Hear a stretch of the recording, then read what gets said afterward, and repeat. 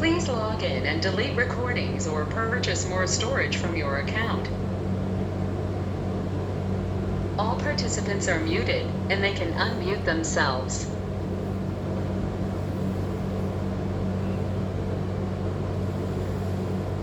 ओम नमोर्यंताणं नमो सिद्धाणं नमो आर्याणं नमो वज्रायाणं नमो लोहे सवसाहुणम् मंगलं भगवान् वीरो मंगलं गौतमो गणी मंगलं कुंदकुंदार्यो जैनधर्मोऽस्तु मंगलम् ओंकार बिंदु संयुक्तं नित्यं जयन्ति योगिनः कामदं मोक्षदं चैव ओंकाराय नमो नमः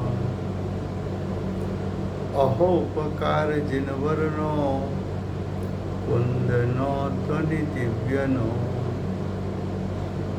चीन कुंद ध्वनि आप्याम अहो आ गुरु काननो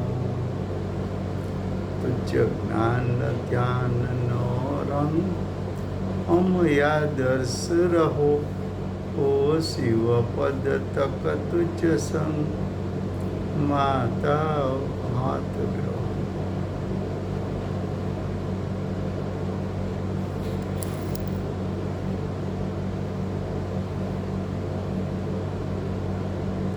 ये समयसार नाम का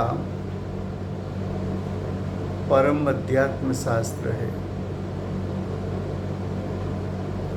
आचार्य भगवान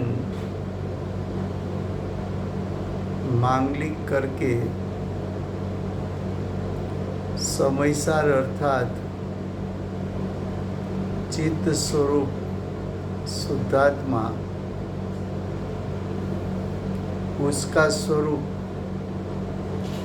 आचार्य भगवान इस शास्त्र में दिखाना चाहते हैं। चित्त स्वरूप शुद्धात्मा का स्वरूप समझकर उसकी प्रतीति करके सम्यक दर्शन तो प्राप्त कर, ऐसा उपदेश भगवत कुलकुंद आचार्य देव इस शास्त्र में दिया है।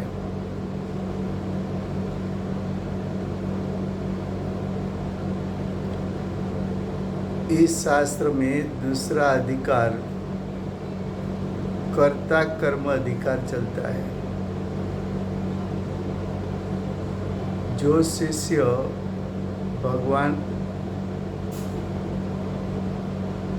शिष्य ज्ञानी की वाणी सुनकर विश्व के पदार्थों के प्रति उदासीन होकर आत्म प्राप्ति का जो पुरुषार्थ कर रहे हैं, ऐसा जीव भी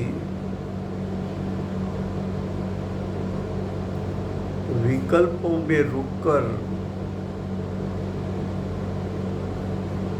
विकल्प के राग में रुककर आत्म प्राप्ति कर सकता नहीं है। तो जो जीव को सम्यक दर्शन प्राप्त करना है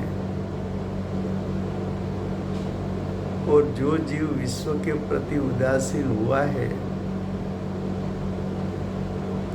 वो जीव जो सम्यक दर्शन से नजदीक आता है, ऐसे जीवों को सम्यक दर्शन पूर्वे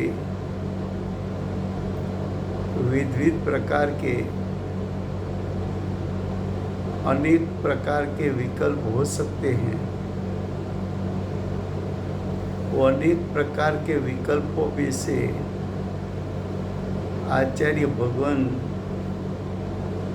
20 प्रकार का विकल्प भी श्लोक के माध्यम से यहाँ दिखाते हैं। अब देखो श्लोक 71, उसका श्लोकार्थ। जीव मूढ़ है। मूढ़ का अर्थ है मिथ्या दृष्टि।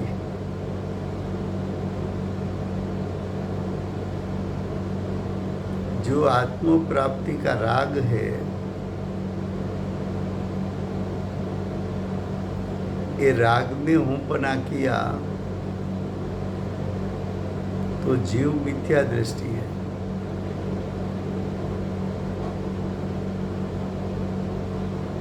सम्यक सन्मुख जो जीव आता है, वो जीव तो ग्रहित मिथ्या दर्शन ज्ञान चारित्र छोड़ के स्थूल जो कुदेव कुगुरु कुधर्म की मान्यता है, अन्य मत की मान्यता है,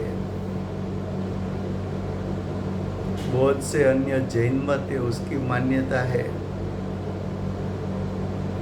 वो तो सब छोड़कर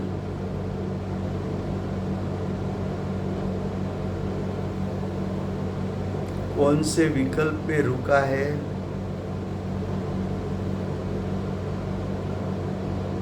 तो कि मैं जीव मूढ़ है।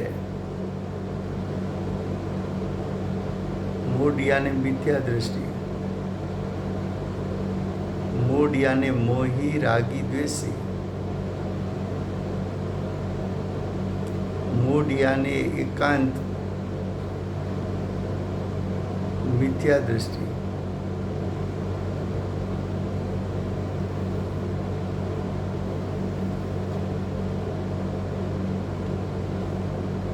क्या कहा?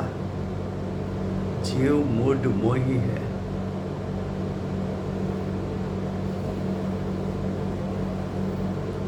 किसी जीव को बाह्य का वैराग आ जाए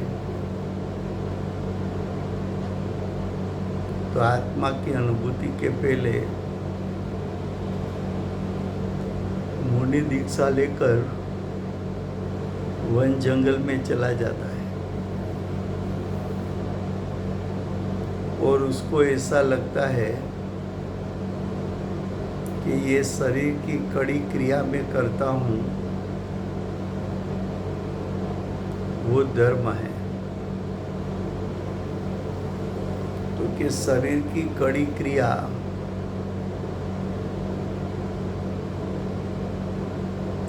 करने का भाव और उसमें तन्मयता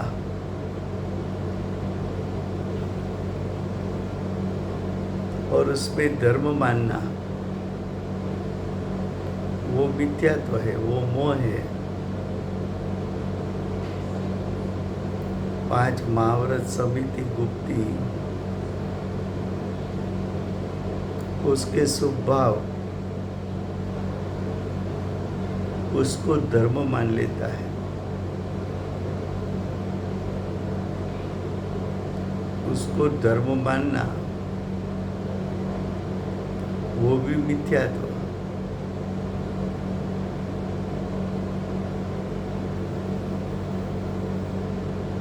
किसी के प्रति दया आदि का भाव आना और उसमें धर्म मानना, वो भी मूढ़ है, मोही है। तो यहाँ कहते हैं जीव मूढ़ मोही है, ऐसा एक नहीं का पक्ष है। यहाँ एक नहीं का अर्थ है व्यवहार नहीं का पक्ष है। पक्ष का अर्थ विकल्प है।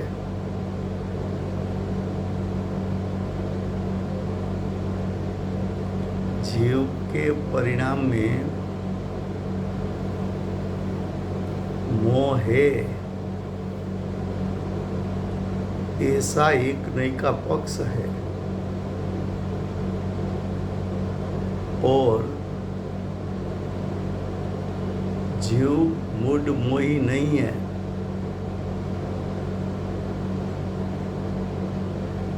स्वभाव से देखा जाए तो चित स्वरूप शुद्धात्मा, उसमें मोह का प्रवेश नहीं। चित स्वरूप शुद्धात्मा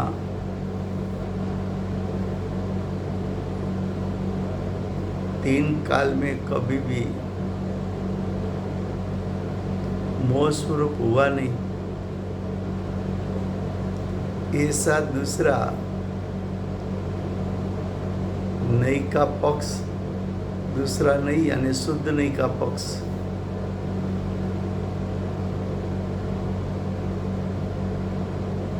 व्यवहार नहीं का विषय पर्याय है। शुद्ध नहीं का विषय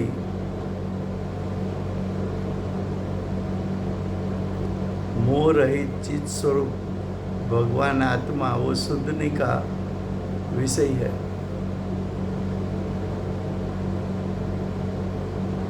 लेकिन यहाँ कैसा जीव लिया है तो कि जिसको सम्यक दर्शन प्राप्त नहीं हुआ, ज्ञानी नहीं है, उसको ज्ञानी होना है।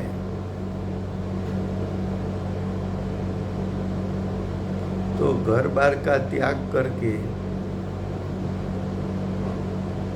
एकांत में बैठकर आत्मस्वरूप का चिंतन करता है कि पर्याय से देखा जाए तो मैं मोही हूँ, व्यवहार नहीं से देखा जाए तो मैं मोही हूँ, और शुद्ध नहीं के विषयभूत चित स्वरूप भगवान आत्मा मोह से रहित है। पर्याय से मोही हूँ,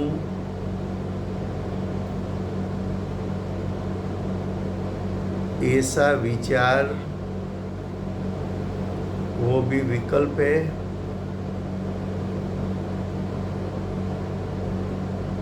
शुद्ध नहीं के विषयभूत त्रिकाल शुद्धात्मा चित स्वरूप आत्मा मोह रहित है, ऐसा विचार भी विकल्प है, राग है।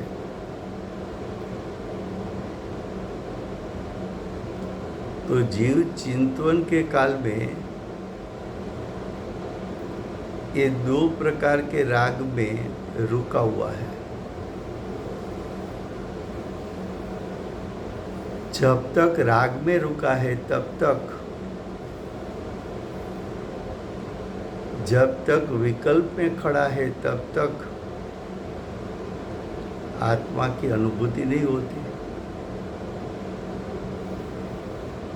तो व्यवहार नहीं का पक्ष छोड़, शुद्ध नहीं का पक्ष छोड़, दोनों का पक्ष छोड़कर, दोनों का विकल्प छोड़कर चित स्वरूप भगवान आत्मा स्वभाव से तीनों काल निर्विकल्प है, उसका अवलंबन लेकर तो पर्याय में भी निर्विकल्प हो जा और निर्विकल्प स्वभाव पर दृष्टि कर, तब तुझे दो नयों से अतिक्रांत किया है, दो नयों का पक्षपात छोड़ा है और तू तत्ववेदी यानी तत्व का जानने वाला यानी ज्ञानी हो जाता है। तो क्या कहा ऐसा चित स्वरूप जीव के बारे में दो नयों का यानी व्यवहार और शुद्ध नयों का दो पक्षपात यानी दो विकल्प है।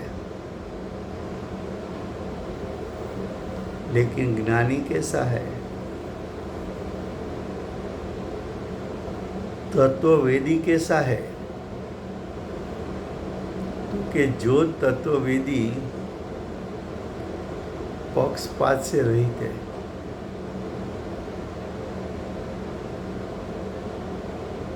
अब विकल्प छूट गया। मन के संग में जो विकल्प उत्पन्न होता था कि मैं मोही हूँ, मैं मोही नहीं हूँ, व्यवहार नहीं से, पर्याय नहीं से मैं मोही हूँ, स्वभाव नहीं से, शुद्ध नहीं से मैं मोही नहीं हूँ, ऐसा दोनों विकल्प, उसका त्याग चित स्वरूप शुद्धात्मा दृष्टि में लेने से, उस पर उपयोग रखने से दोनों प्रकार का पक्षपात, दोनों प्रकार का विकल्प, दोनों प्रकार की नई छूट जाती है। उसको निरंतर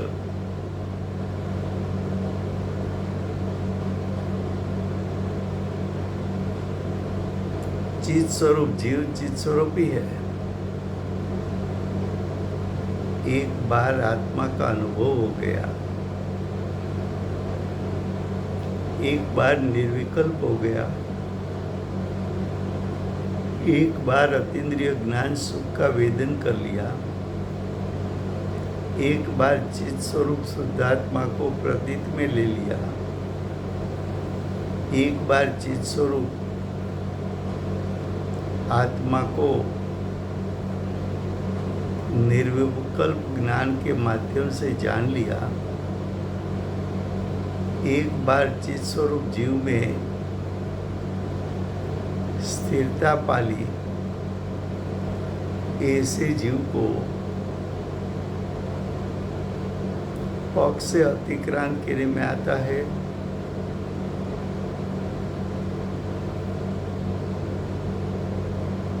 दो पक्ष का पक्षपात उसको छूट गया है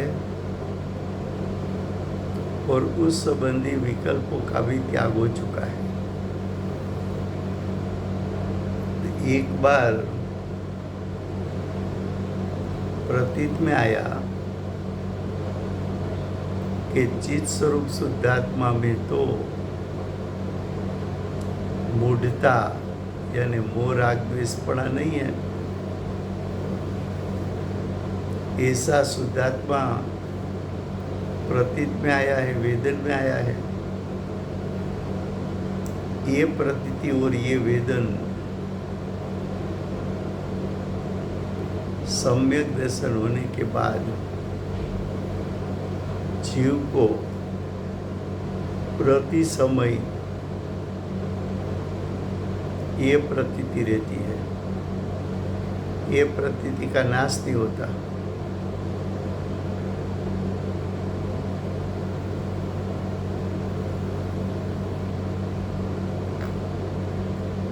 फिर से गुजराती में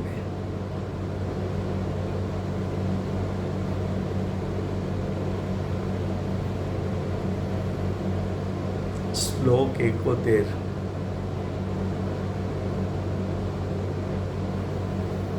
कर्ता कर्म अधिकार छे। कर्ता कर्म अधिकार में અજ્ઞાનીને કર્તા કયો છે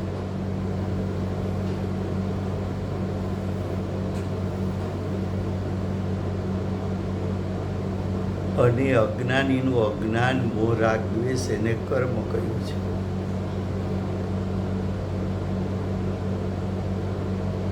કર્તા જે પ્રવૃત્તિ કરે એને કર્મ કહેવાય। તો અજ્ઞાની જીવ કરતા થઈને અજ્ઞાન મોહ રાગ દ્વેષની ઉત્પત્તિ કરે ત્યારે અજ્ઞાની જીવ કરતા છે, અજ્ઞાન મોહ રાગ દ્વેષ એ એનું કર્મ છે.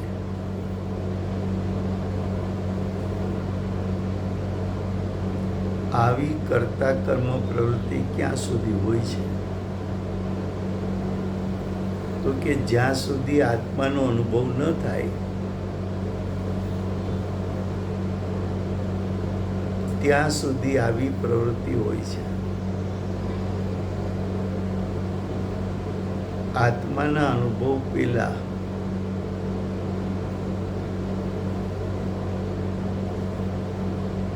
જ્યાં સુધી વિકલ્પમાં છે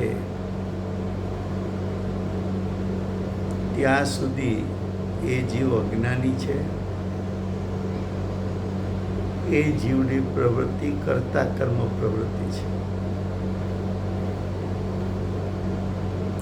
અહીંયા જીવ એવો લેવો છે કે જે સમ્યક દર્શનથી નજીક છે પણ હજી વિવિધ પ્રકારના વિકલ્પોને છોડતો નથી. એવા જીવને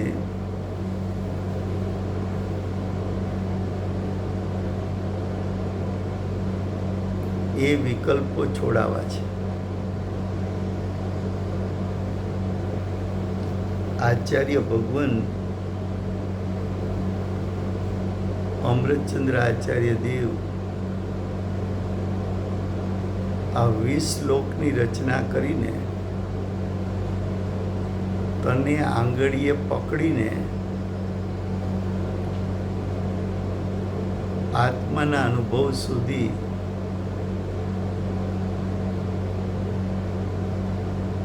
આત્માની અનુભૂતિ કરાવવા તારી સાથે સાથે ચાલે છે.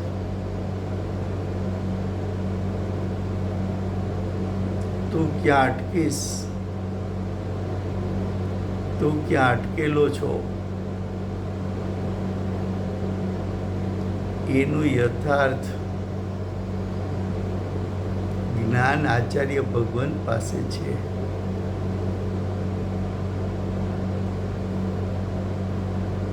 તું વિશ્વના પદાર્થોથી ઉદાસીન થયો, ઘર બહાર કુટુંબ વેપાર ધંધો એનાથી ઉદાસીન થયો, 10 પ્રકારના પરિગ્રહથી ઉદાસીન થયો, 5 ઇન્દ્રિય અને શરીરથી ઉદાસીન થયો ત્યારે મનના સંગે એકાંતમાં બેસીને 5 ઇન્દ્રિય મનને સંકેલીને બહારથી તત્વચિંતનમાં બેઠો છે.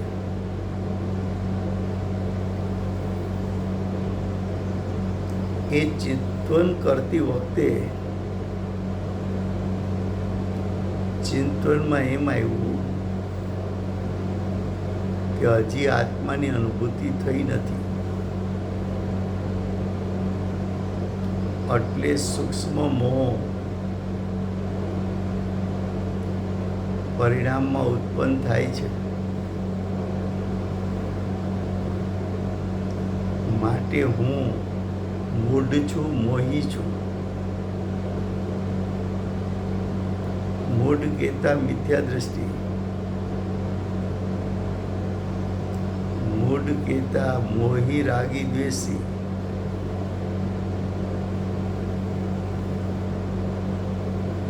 ત્યારે વિકલ્પ એમ ચાલે કે આ બધું તો ત્યાગી દીધું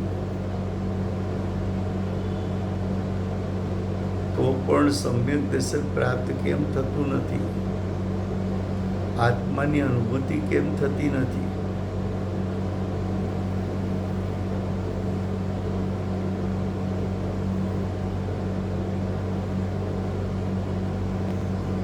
તો કે તારું જે ચિંતન ચાલે છે એ ચિંતન પોતે રાગ છે,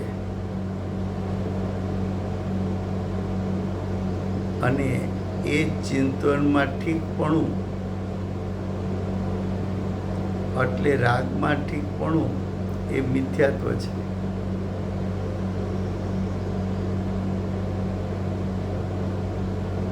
તો તું વ્યવહાર નહીંથી આત્માનું સ્વરૂપ વિચારે,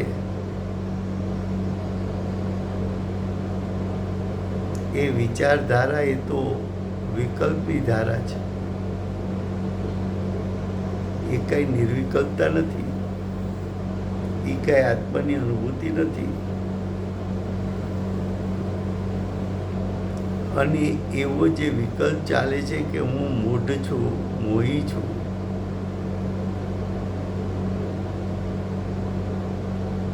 ત્યારે પણ જો તને આ મોહ છે, રાગ છે, દ્વેષ છે, એની ખટક રહેતી નથી, તો ત્યાં સુધી એ વર્તમાન પર્યાયમાં રહેલા મોહ, રાગ, દ્વેષ એનો ત્યાગ પણ થતો નથી.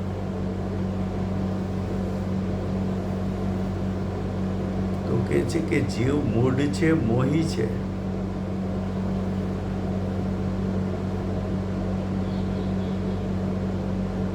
ચિંતન કરવું એ રાગ દ્વેષ છે, અને ચિંતન નો જે રાગ છે એમાં ઠીકપણું લાગવું એ મિથ્યાત્વ છે.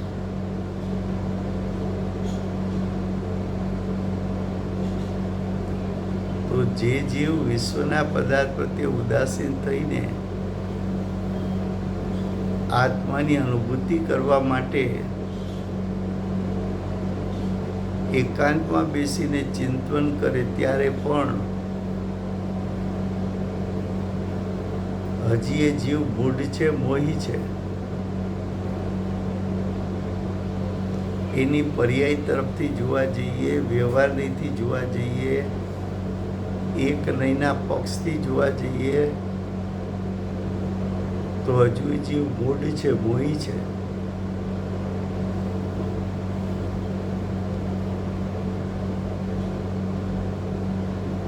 જૈન દર્શનમાં આવ્યો, સાચા દેવશાસ્ત્ર ગુરુનો યોગ થયો.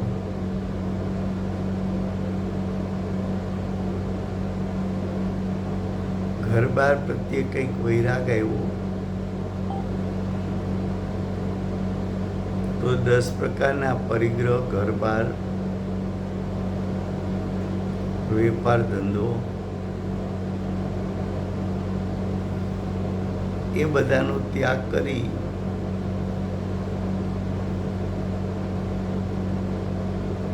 એકાંતમાં ચાલ્યું ગયો. ત્યાં મારે મારા આત્માનું જ કરવું છે, એવા ભાવ સાથે એકાંતમાં ચાલ્યો ગયો.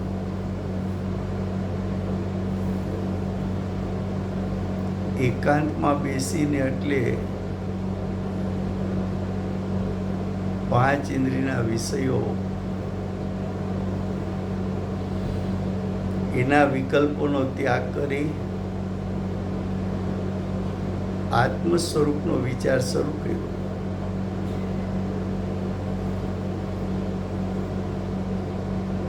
કે પર્યાય તરફથી જોઉં તો હું મૂઢ અને મોહી છું. હજી મને મોહ, રાગ, દ્વેષનો ત્યાગ થયો નથી. મોહ, રાગ, દ્વેષ, મોહ એટલે મિથ્યાત્વ, મિથ્યાત્વ, રાગ, દ્વેષ ને અજ્ઞાનનો કઈ ત્યાગ થયો નથી.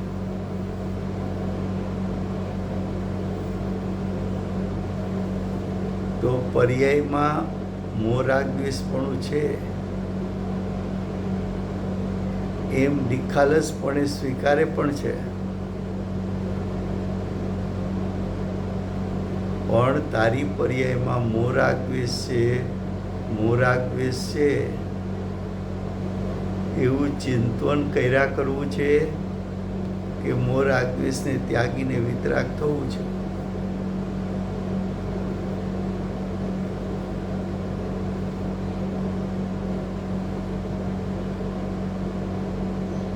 એવો વ્યવહાર નહીંનો પક્ષ છોડવા માટે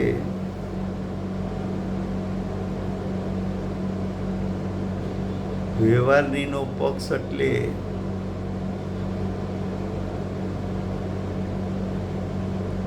મોહ રાગદ્વેષ પર્યાયમાં વિદ્યમાન છે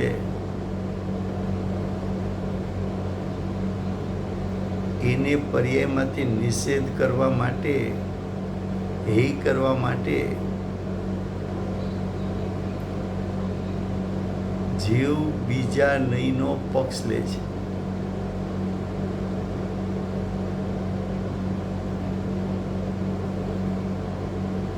શુદ્ધ નહીંથી જોવા જાઓ તો જીવ મૂઢ નથી, મોહી નથી, મોહી રાગી દ્વેષી નથી.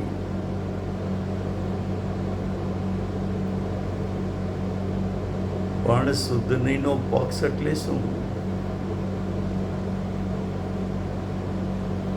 હું મોહી રાગી દ્વેષી નથી.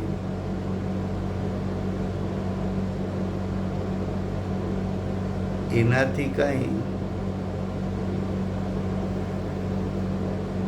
એવા વિકલ્પથી કાંઈ મોહ રાગ દ્વેષનો ત્યાગ થતો નથી.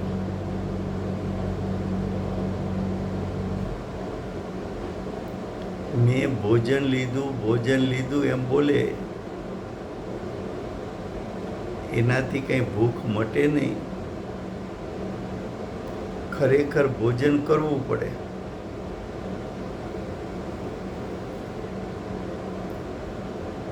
એમ તારે ખરેખર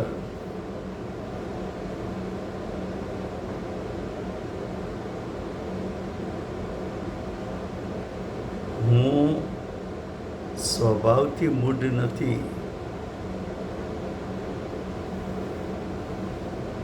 એવા વિકલ્પને તારે ત્યાગવો પડે.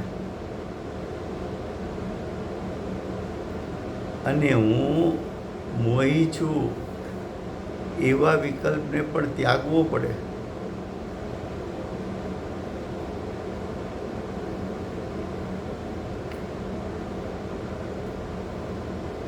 જે સમયે મોહ રાગ દ્વેષની ઉત્પત્તિ થાય છે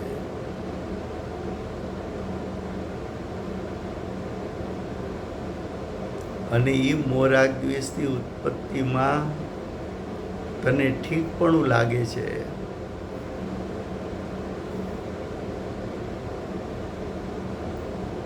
એ જેમ બતાવે છે કે મોહ રાગ દ્વેષનો વિકલ્પ તું ત્યાગવા તૈયાર નથી.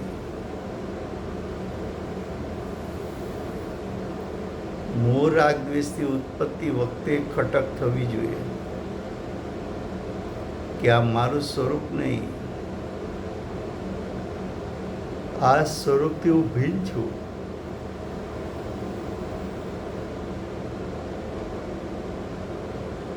જો હું એનાથી ભિન્ન છું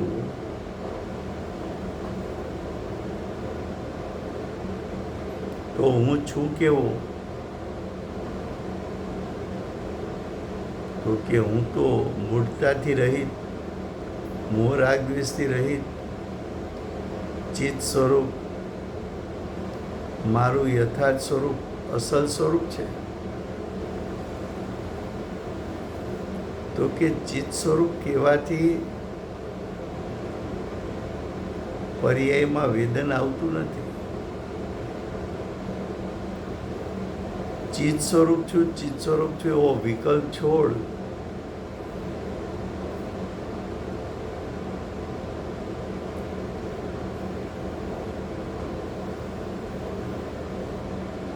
ચિત્ત સ્વરૂપ છું એ શુદ્ધ નહીંનો વિકલ્પ હતો. મોહી છું એ વિકલ્પ વ્યવહારની નો હતો, પણ હતા તો બંને વિકલ્પ.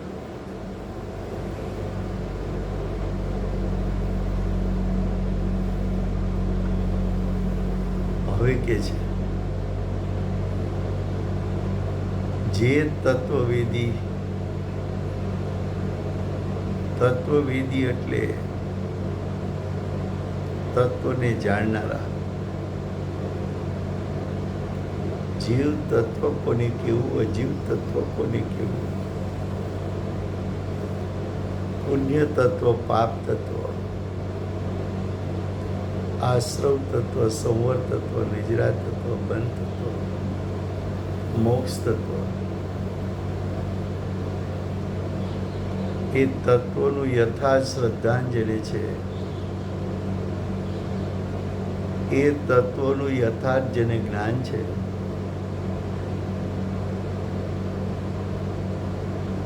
તો કે છે એ તત્વવેદી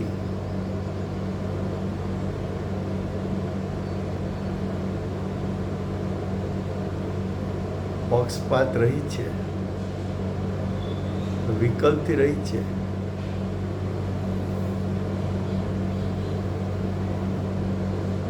તેને નિરંતર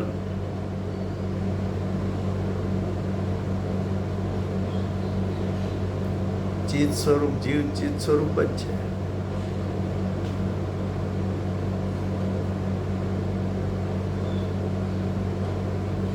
અર્થાત તેને ચિત સ્વરૂપ જીવ જેવો છે તેવો નિરંતર અનુભવાય છે.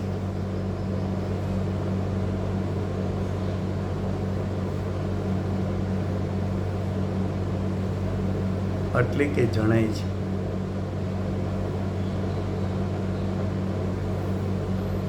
તો આચાર્ય ભગવાન સમ્યક દર્શન પ્રાપ્તિ પહેલાના આવા વિકલ્પ,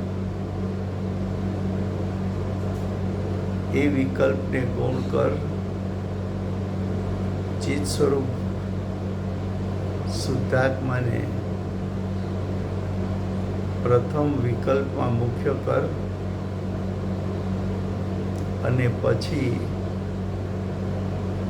એ વિકલ્પને ત્યાગીને આત્માની અનુભૂતિ કરી લે. तो ये हुआ श्लोक 71. अब श्लोक 72.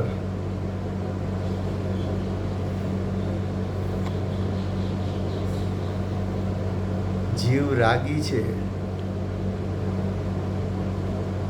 जीव रागी है, ऐसा एक नहीं का पक्ष.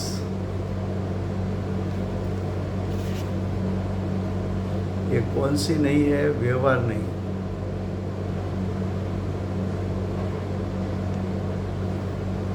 व्यवहार नहीं का दूसरा नाम है पर्यार्थिक नहीं.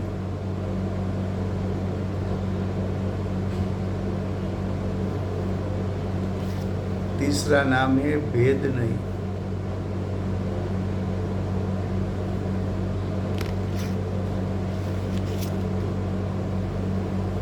जीव रागी है,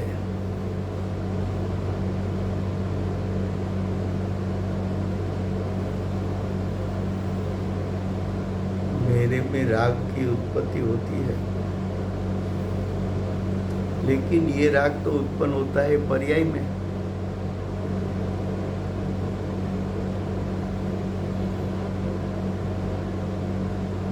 ऐसा एक नहीं का पक्ष है.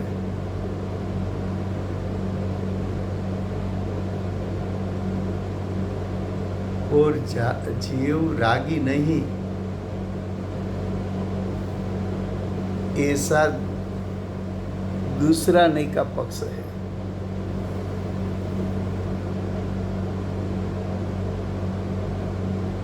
जो जीव सम्यक दर्शन ज्ञान चारित्र प्राप्त करना चाहता है, उसको सच्चे देव शास्त्र गुरु के प्रति राग होता है. शासन की प्रभावना का राग होता है. भगवान की अभिषेक पूजा, स्वाध्याय, आरती, भक्ति उसका राग होता है। लेकिन ये जो राग है, राग तो आकुलता है। राग क्या है? राग आकुलता है। राग पर्याय है।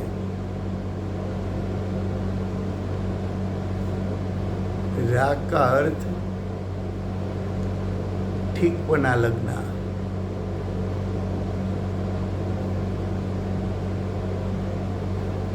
राग का अर्थ हेतुरूप लगना।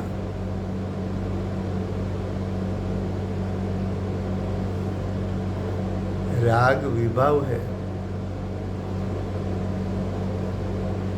राग विकार है। राग परलक्षी भाव है। राग यही तत्व है।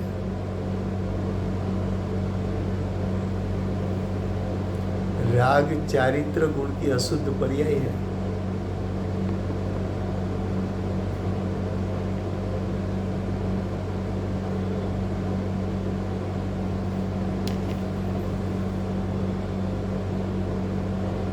पहले राग का स्वरूप चिंतन में लिया और ऐसा राग पर्याय में है।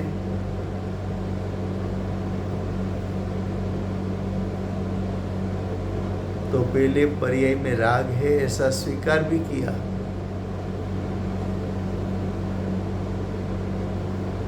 बाद में जीव का स्वरूप शुद्धि से सोचा।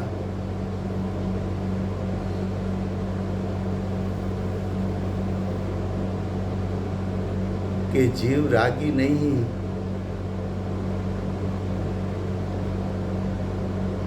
ऐसा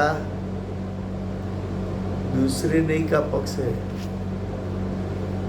दूसरी नहीं क्या कहती है?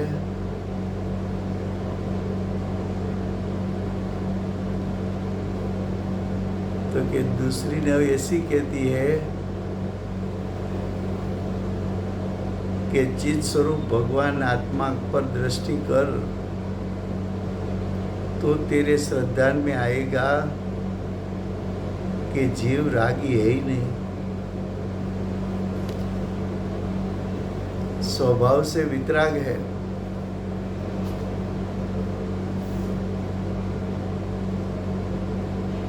तो स्वभाव से जीव वितराग है,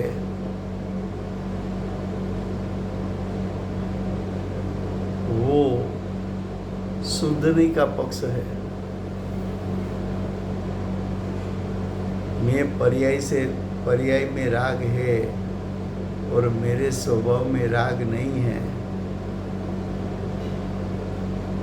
ऐसा चिंतन करना, वो चिंतन स्वयं राग है।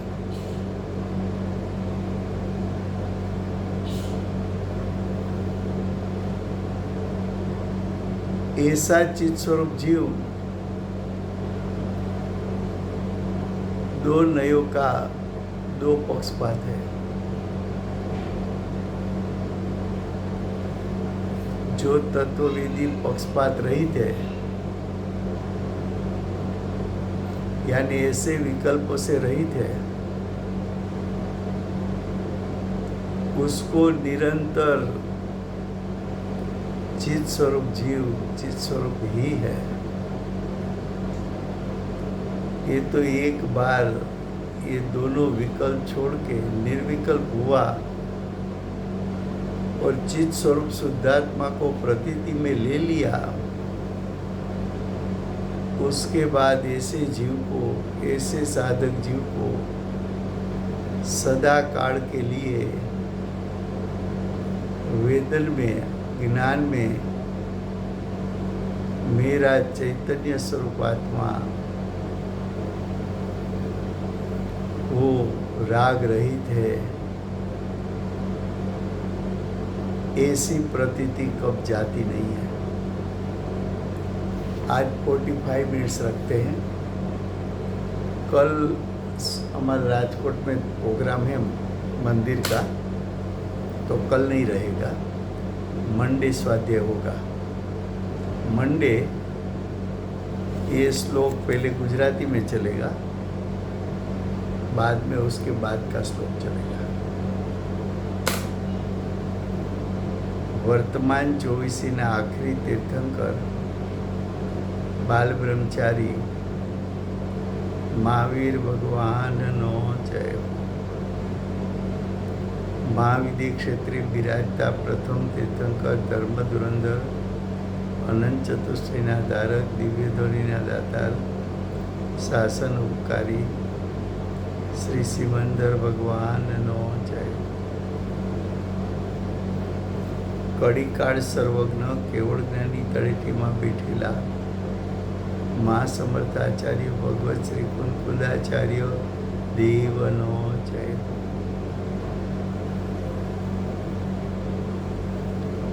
વર્તમાન કાળે સમ્યક દર્શનનો ઉપદેશ આપનાર તીર્થના નાયક, તીર્થના પ્રવર્તક, તીર્થના સ્થાપક પરમ કૃપાળુ શ્રી સદગુરુદેવનો જય। પૂજ્ય ગુરુદેવના નવ ભવનો મહિમા બતાવનાર સ્વાનુભવયુક્ત જાતિસ્મરણ જ્ઞાનયુક્ત પ્રસમ મૂર્તિ ભગવતી માતનો જય।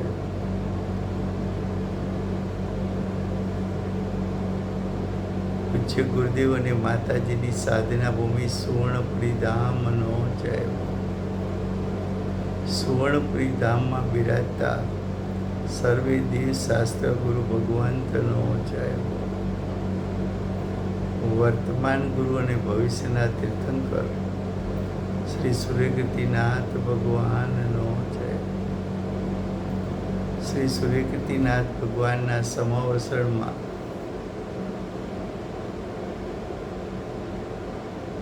મુખ્ય ગણધર શ્રી દેવેન્દ્ર કીર્તિનાથ ભગવાનનો જય। પરમ દિગંબર જૈન ધર્મનો